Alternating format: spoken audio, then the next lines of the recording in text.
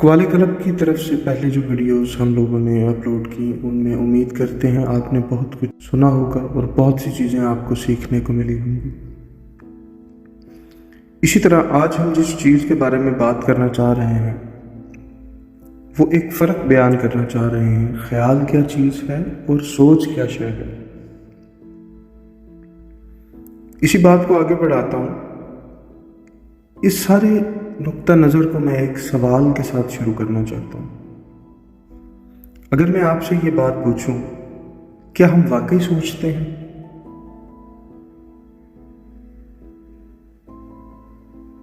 ہمیں ایسا لگتا ہے کہ ہم سوچتے ہیں، جبکہ حقیقت اس کے برعکس ہے۔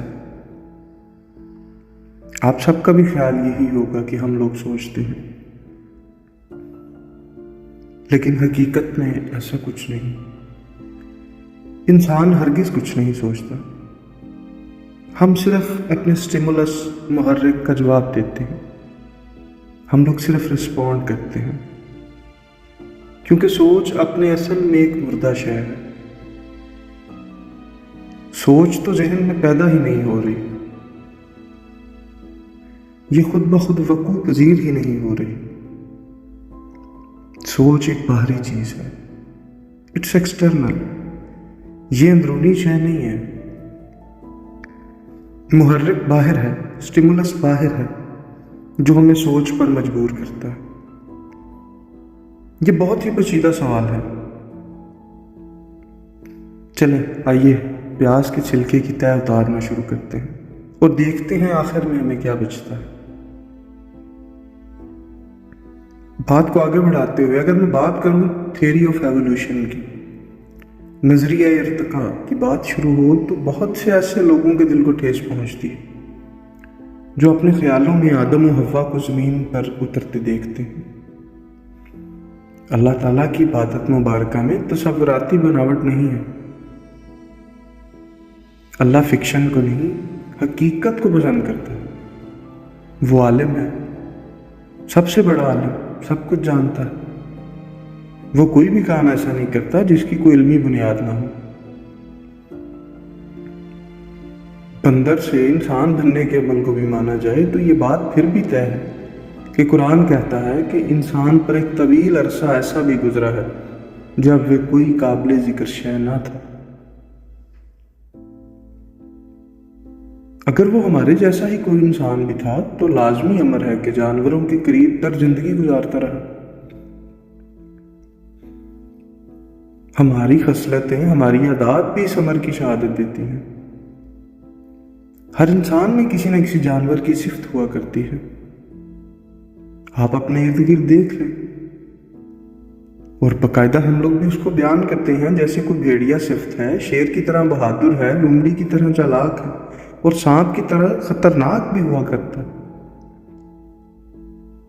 اس اولین دور کے انسان میں عقل و فہم نام کی کوئی شے نہ تھی۔ ارشاد باری تعالیٰ ہے، ہم نے تمام جانوں کو بخل پر حاضر کیا۔ یہ سورہ نساء کی آیت ہے۔ یہ کون سا بخل ہے جو انسان سمیت ہر زندہ شے میں حاضر ہے؟ ہر قیمت پر اپنی جان بچائے رکھنے کی جبلت سب سے بڑا بخل ہے۔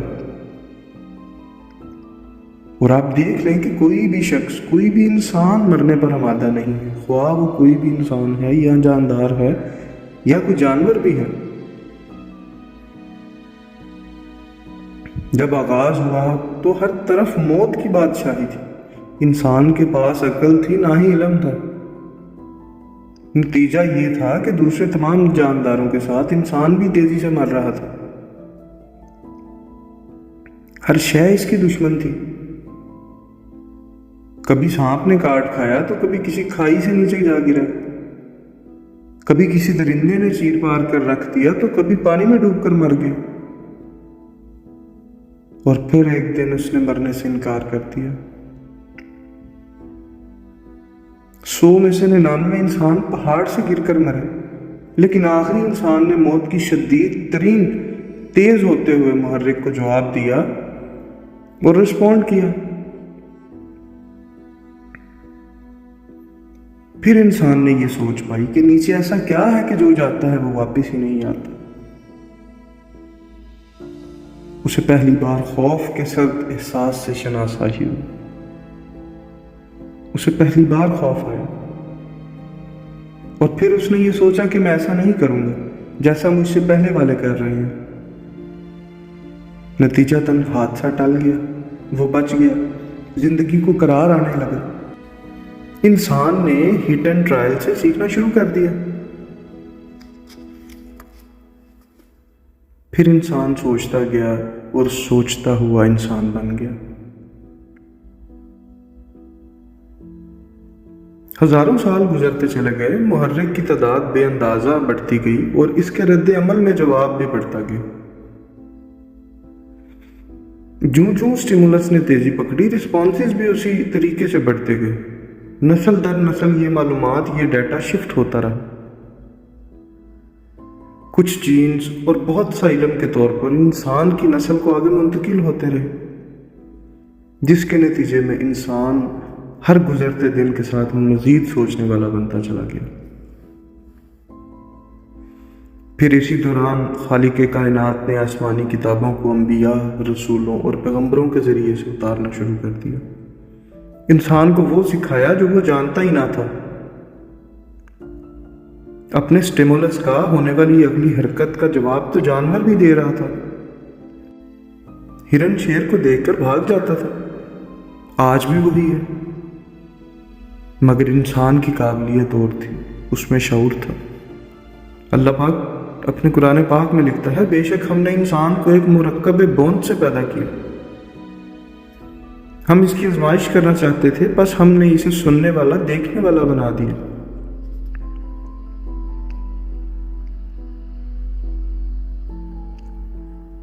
صرف زمینی محرک سے آدمی کبھی انسان نہ بن سکتا تھا، اسی لیے اللہ نے کتابیں اتاری، انبیاء بھیجے، پیغمبروں کو بھیجا۔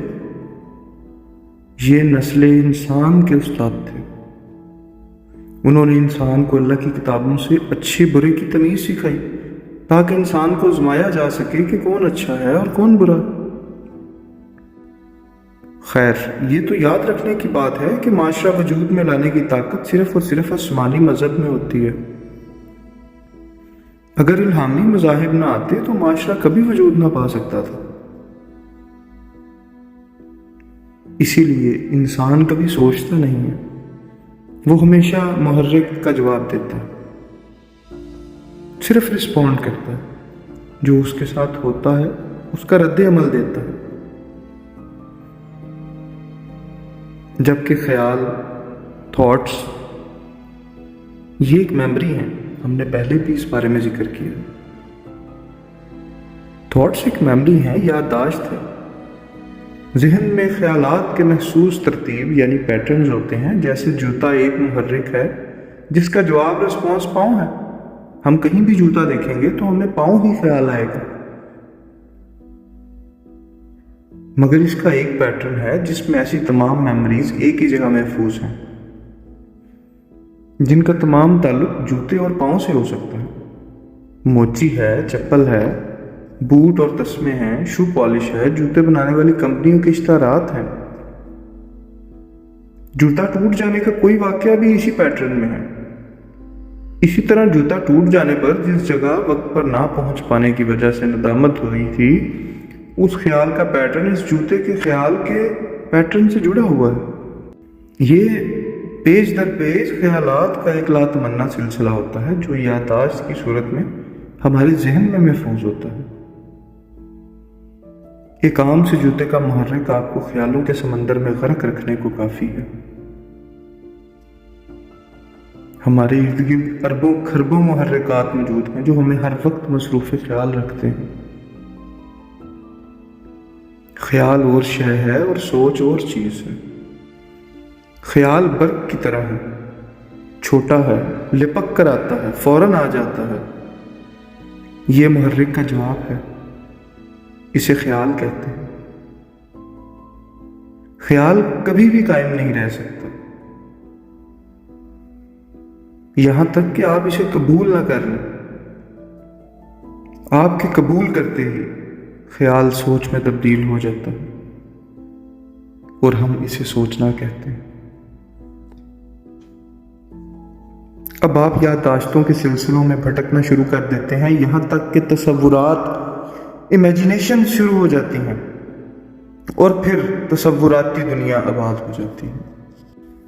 انسان اپنے خیالوں سے سوچتا ہوا تصورات کے جہان آباد کرتا ہے، لوگوں سے بدلے لیتا ہے، گزر چکے واقعات کو دہراتا ہے، خیالی کامیابیوں کے جھنڈے گاڑتا ہے، محبوبہ سے ملاقاتیں کرتا ہے اور اپنی سوچوں کے عمارات بلند کرتا چلا جاتا ہے۔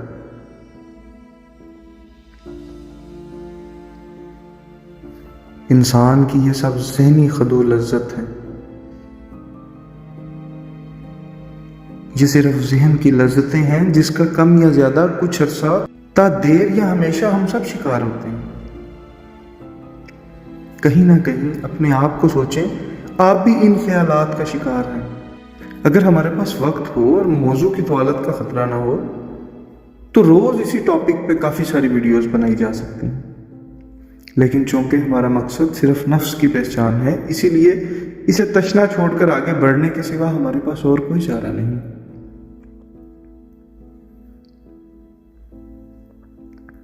جو اس چینل پر نئے ہیں، ہماری ان سے گزارش ہے کہ چینل کو سبسکرائب کر لیں، ساتھ ہی بیل آئیکن کو دبا دیں تاکہ ہماری آنے والی ویڈیوز آپ تک پہنچ سکیں، اور آپ بھی اپنے اندر چھپے انسان کو سمجھ سکیں، اپنے نفس کو سمجھ سکیں۔ دعاؤں میں یاد رکھیے گا، اللہ تعالیٰ آپ کا حامی و ناصر ہو۔ ملتے ہیں اگلی ایک ویڈیو کے ساتھ۔ اللہ حافظ۔